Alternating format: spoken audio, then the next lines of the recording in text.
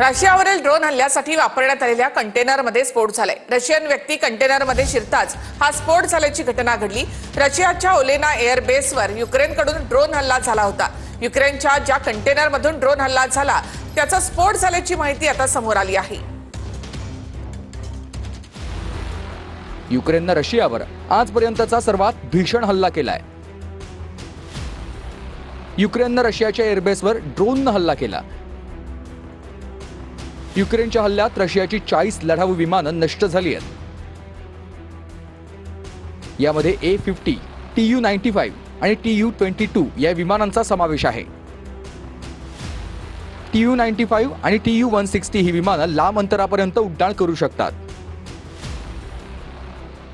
या विमानांमध्ये क्षेपणास्त्र वाहून नेण्याची क्षमता आहे।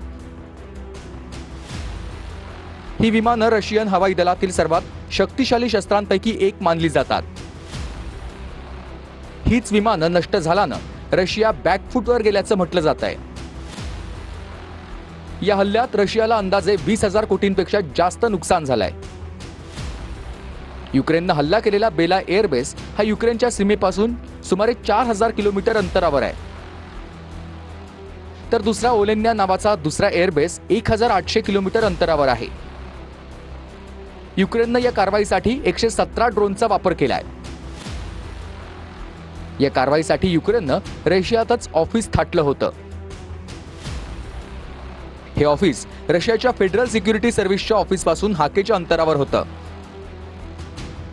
तरीही रशियाला याचा सुगावा लागला नाही।